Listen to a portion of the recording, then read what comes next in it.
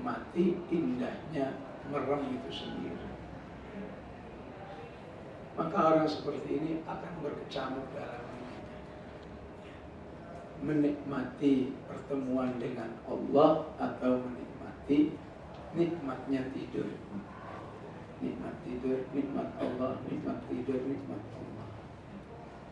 Maka orang seperti ini, al-a'ma seperti ini, dia akan mengalah demi Allah Subhanahu wa ta'ala. Biarlah jatah tidur saya berkurang, saya tidak jadi menikmati nikmatnya tidur. Yang penting Allah terakrabkan dengan saya pada waktu-waktu yang sangat mulia. Nah, itulah yang kita inginkan. Bagaimana kita memiliki kuwatur ruh dengan Al-Quran ini, seperti di dalam ayat ini Abdullah bin Ummi Maktum. Atau kalau seorang ummahat di zaman Rasulullah ada namanya Ummu Haram binti Milhan. Saat dia memergoki Rasulullah bangun tidur, Rasulullah senyum-senyum. Ya Rasulullah, ada gerangan apa kok senyum-senyum? Wah, saya tadi mimpi. Suatu saat umat saya itu punya angkatan laut. Padahal lihat laut aja enggak. Bisa bikin kapal juga enggak, apalagi perang. Tapi Rasulullah udah mengatakan ada umatku nanti punya angkatan laut, berjihad di laut. Ummu Haram, karena termasuk orang yang berkeriat tadi, tiga tadi itu, dengan penuh yakin berbicara kepada Rasulullah. Ya Rasulullah, doakan dong saya termasuk pasukan itu. Kalau pakai akal gak nyambung banget. Apalagi ini akhwat ummahat. Udah ummahat, pasti dengan ya tadi sisi kelemahannya, ada rukhsahnya. Secara akal juga gak menjangkau gimana kalau umat mau ikut-ikutan ya. Perang di laut, ikut angkatan laut. Karena keyakinannya betapa beruntungnya kalau bisa bergabung dengan angkatan laut yang disebut oleh Rasulullah itu. Dengan yakin ya, Rasulullah doakan ya termasuk anggota angkatan laut. Rasulullah mengatakan anti minum. Ya saya doakan kamu termasuk angkatan laut. Ternyata apa yang disabdakan oleh Rasulullah ini terjadi di zaman Utsman bin Affan, di mana saat itu ada perang namanya Dzatus Sawari, kurang lebih tahun 39 Hijrah. Dzatus Sawari. Dzatus Sawari itu untuk pertama kali bangsa Romawi ingin menyerang kaum muslimin dari laut, karena mereka sadar kalau diserang dari darat kita kalah. Tapi kalau dari laut kan mereka belum paham strategi perang di laut. Padahal sebenarnya di Syam sana Abu Sufyan udah merintis sudah lama, walaupun bagaimanapun tidak secanggih orang Romawi saat itu. Dalam perang Dzatus Sawari itulah Ummu Haram binti Milhan terlibat dalam perang itu, dan disitulah dia syahidah di jalan Allah Subhanahu wa ta'ala bersama suaminya Ubadah bin Samit. Ini yang kita harapkan, hubungan kita dengan Al-Quran ya, betapapun mungkin enggak terjangkau oleh akal kita, mungkin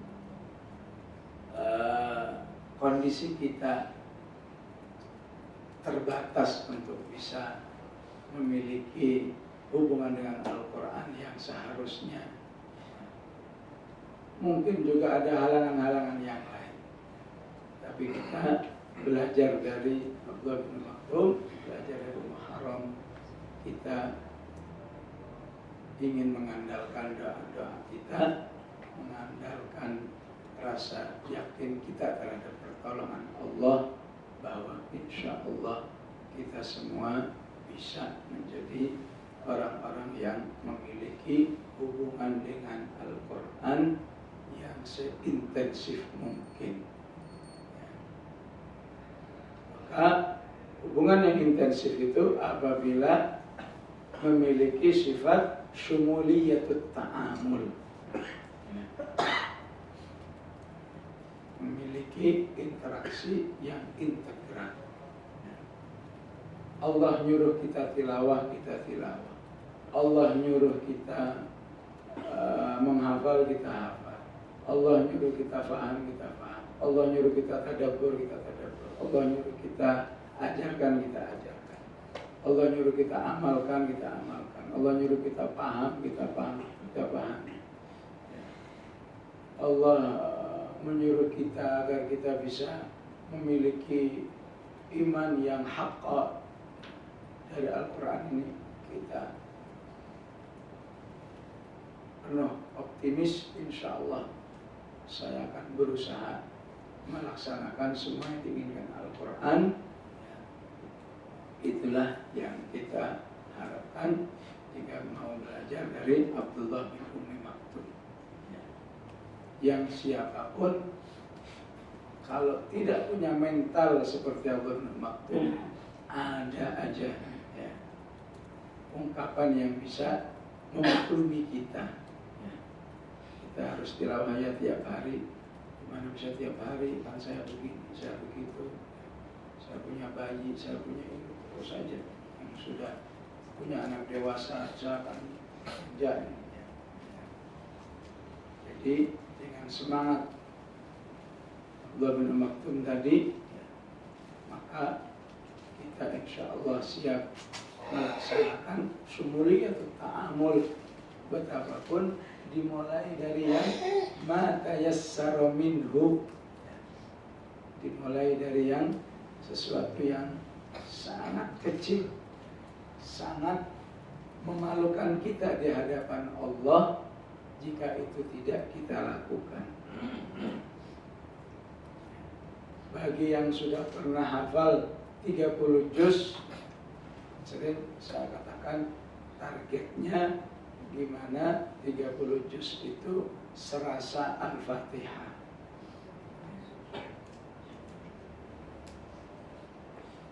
Yang namanya Al-Fatihah kapan saja mau bisa dibaca. Coba baca An-Nahl, Ata amrullahi fala tastajilu, subhanahu wa ta'ala amma yusyrikun, yunazzilul malaikata birruhi min amrihi ala man yasha'u min ibadihi an anziru annahu la ilaha illa ana fattaqun. Coba baca Al-Anbiya, ma arsalna min qablika min rasul illa nuhi ilaihi annahu la ilaha illa ana fa'budun. Qalu ittakhadha ar-rahmanu waladan subhanahu bal ibadun mukramun. Coba baca Al-Jin, qul inni la amliku lakum darra wa la rashada, qul inni la yujirani min Allahi ahad wa lan ajida min dunihi multahada, dan seterusnya. Bagi yang belum 30 juz,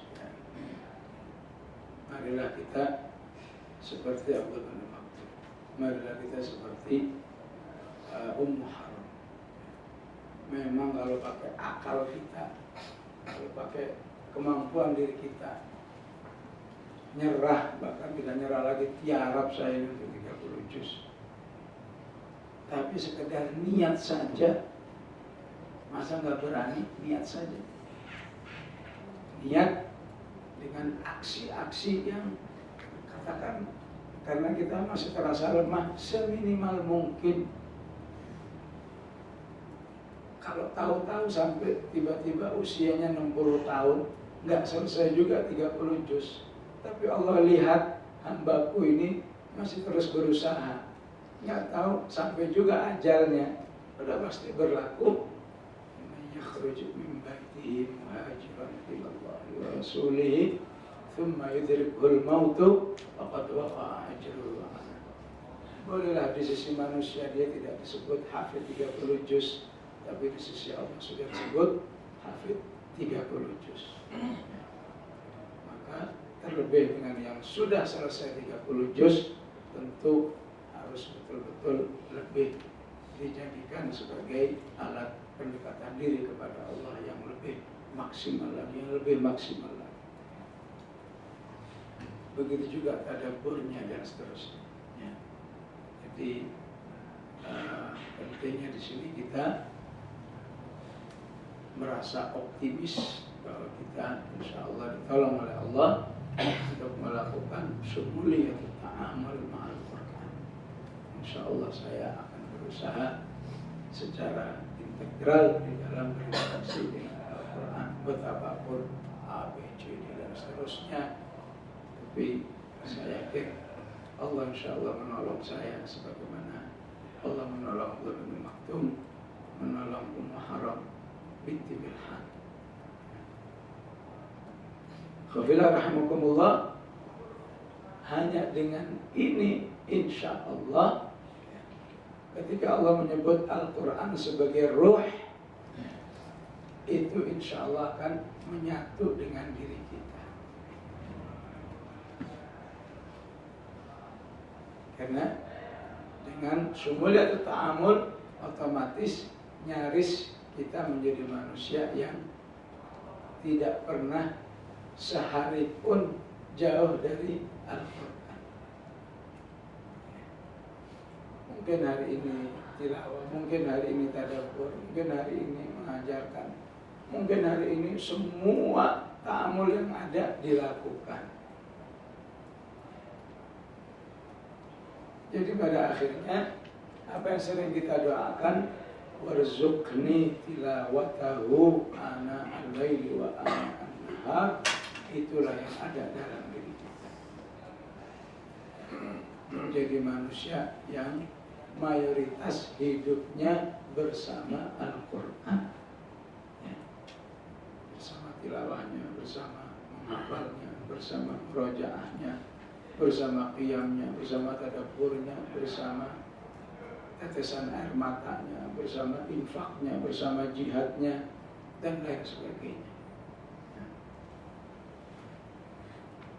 Hanya dengan itu insya Allah kita betul-betul bisa menjadikan Al-Qurannya sudah ruh, tapi apakah di dalam diri kita betul-betul terasa ada ruhul Quran? Maka kita yang penting berusaha, dan kita tidak akan pernah mengaku-ngaku, biarlah umat yang akan merasakan. Jika melihat diri kita, semua akan merasakan betul dalam diri antum memang ada ruhul Quran. Khawatana khawatila rahmatullah. Cukup banyak Al-Quran memberikan motivasi agar kita bisa seperti ini. Cukup banyak. Tapi untuk kesempatan yang terbatas ini, saya ingin mengambil dari apa yang dimotivasikan oleh Allah untuk kita dari An-Nahl ayat 65. Diawali dengan betapa gak mungkinnya kita terjauhkan dari air. Ini air, gak mungkin kita hidup tanpa air. Makanya Allah ungkapkan, Wallahu anzala minas sama'i ma'an fa ahya bihil arda ba'da mautiha. Inna fi dzalika laayatan liqaumin yasma'un. Maka Allah di balik tema air itu Allah ingin mengatakan, kamu bisa menikmati air itu karena peran saya. Dan kamu tidak mungkin hidup kalau nggak ada air. 66 ayat berikutnya, ayat 66, Allah menjelaskan pentingnya air susu dalam kehidupan umat manusia. wa inna lakum fil an'ami la'ibrah nusqikum mimma fi butunihi min baini farthi wa min labanin khalisan sa'ighun lisyaribin. Yang ketiga, manusia pasti butuh buah-buahan. Utamanya adalah kurma. Samaratin nakhili wal a'nabi tattakhiduna minhu sakaran wa rizqan hasana. Keempat, manusia pasti butuh dengan madu. Butuh dengan madu. Tanya para herbalis lah kalau masalahnya. Sampai kata herbalis itu ngomongnya begini. Manusia itu kalau sehari nggak minum madu orang sesendok, itu sama saja mendalimi fisiknya. Mendalimi fisik. Karena memang kita lihat di sini ada kesamaan. Ya. Allah katakan yakhruju min butuniha syarabun mukhtalifun alwanuhu fihi syifa'un linnas, fihi syifa'un linnas. Ya. Ada kemiripan maksud saya. Ya. Miripnya apa? Allah katakan wa nunazzilu minal qur'ani ma huwa syifa'un wa rahmatun lil mu'minin. Sehingga ketika saya dengar dari herbalis itu mengatakan begitu, kalau manusia dalam 24 jam nggak minum madu sesendok pun sebut dolim, gimana nggak ketemu dengan Al-Quran ya, yang ada kemiripan ya. Tidak sama kalimat syifa yang ada dalam Al-Quran yang ada di madu. Kalau Al-Quran Allah katakan Quran itu memang udah terapi. Tapi kalau madu Allah katakan di dalamnya ada terapi. Artinya apa? Tidak semua komponen madu itu walaupun sebagian besarnya mengandung syifa. Ya, ibaratnya ini air obat. Beda dengan air ini mengandung obat. Jadi ada kemiripannya. Sehingga kalau para terapis ahli herba itu mengatakan manusia itu zalim kalau sehari nggak memasukkan madu dalam fisiknya, bagaimana dengan orang yang nggak memasukkan ruhul Quran di dalam diri? Bagaimana dengan orang yang tidak menyirami dirinya dengan Al-Quran? Apakah dengan tilawahnya, dengan tadabburnya, dengan qiyamnya, dengan murojaahnya dan lain sebagainya. Jadi sebagaimana manusia nggak mungkin hidup tanpa air, nggak mungkin hidup tanpa susu, nggak mungkin hidup tanpa buah-buahan, nggak mungkin hidup tanpa madu, maka Allah ingin katakan lebih nggak mungkin lagi kamu hidup tanpa Al-Quran. Ya. Sehingga ini An-Nahl berapa tadi?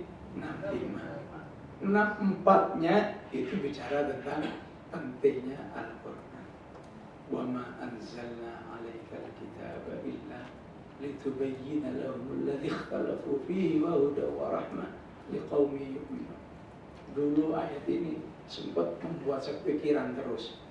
Ini apa hubungannya ya antara turunnya Al-Quran tiba-tiba bicara tentang air, bicara tentang susu, bicara tentang madu dan seterusnya. Ya. Ternyata munasabahnya, korelasinya adalah sebagaimana hidup ini mustahil tanpa air, tanpa madu dan seterusnya, begitu juga hidup ini mustahil tanpa Al-Quran. Sehingga ini salah satu motivasi Al-Quran agar kita hidup dengan Al-Quran. Salah satu.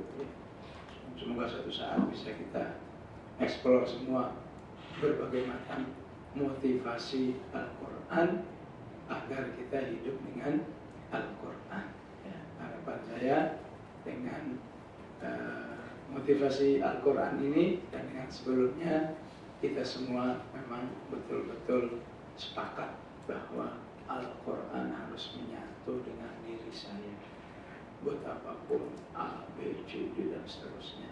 Tapi saya tetap optimis. Insya Allah saya punya hubungan yang insya Allah intensif dengan Al-Quran ini ya. Nah, itulah salah satu cita-cita kita insya Allah dari perpaduan metode pengajaran Al-Quran ini ya, yaitu terpadunya dari diungkapkan ilman waruhan ya. Anak didik kita memang bagus baca Al-Qurannya, banyak hafalannya ya, tapi itu kita tidak inginkan hanya menjadi keterampilan ya. Terampil baca, terampil menghafal, terampil melakukan, tapi di balik itu nggak terlihat qiyamnya, nggak terlihat, kalau bagi anak-anak nggak terlihat birrul walidainnya, sampai lebih serius lagi nggak terlihat kesiapannya untuk menjadi tentara Allah ya, di dalam mendakwahkan, memperjuangkan Al-Quran ya. Nah, itu yang sangat tidak kita harapkan dari pengajaran Al-Quran, sehingga insya Allah jika nanti Allah takdirkan semua asatidzah di JST ini bisa tersatukan fikrahnya, maka insya Allah di balik sibuknya kita dengan metode ini, tapi sungguhnya lebih dari itu kita lebih sibuk bagaimana agar diri kita adalah ruhul Quran, sehingga anak didik yang menjadi tanggung jawab kita ya, betul-betul merasakan keberadaan kita memang adalah ruhul Quran ya, sehingga insya Allah bisa betul-betul harapan kita otomatis semua anak didik yang berinteraksi dengan para asatidz dan ustadzah ini langsung merasakan ruhul Quran itu sendiri insya Allah. Qul qawli hadza astaghfirullahaladzim. Assalamualaikum warahmatullahi wabarakatuh. Baik, alhamdulillahirabbil alamin. Jazakumullahu khairan pada ustazana yang memberikan banyak hal. Banyak banget catatan saya. Tapi ada satu hal yang membuat kita semangat ya. Doa yang beliau ingatkan untuk kita. Allahumma inni a'udzubika min syarri nafsi. Jadi semuanya itu berpulang pada ruhiyah kita, karena kita selalu punya potensi buruk. Rasulullah SAW kita paham beliau kana khuluquhul Quran, tapi masih senantiasa berlindung pada Allah dari keburukan dirinya. Atau yang sering kita baca dalam buku Quran, wa na'udzu billahi min syururi anfusina wa min sayyiati a'malina. Belajar dari kisah Ummu Haram binti Milhan dengan Abdullah bin Ummi Maktum. InsyaAllah mudah-mudahan doa kita senantiasa diijabah oleh Allah Subhanahu wa Ta'ala dalam doa warzuqna tilawatahu ana al-laili wa ana an-nahar. Kuncinya adalah kita dikenal bukan sebagai pengajar metode Quran, tapi kita adalah orang-orang yang memang sebagai hamilul Quran, pejuang Al-Quran. Beliau menyebut, kalau kita sering dengarnya khadimul haramain, ya kan? Itu jauh di sana untuk raja, tapi ternyata mudah-mudahan kita menjadi khadimul Quran.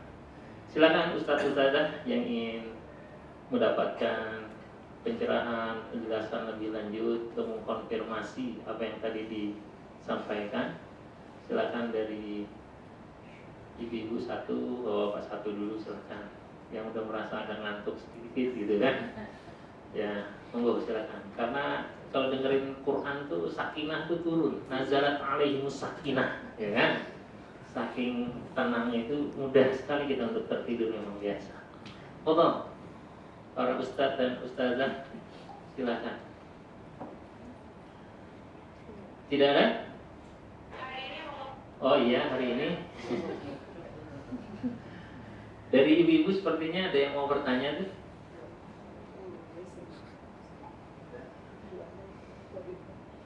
Tidak ada?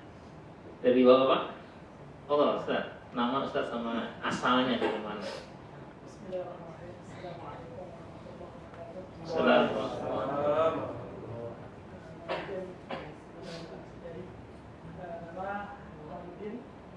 Awaluddin. Asli dari Lombok.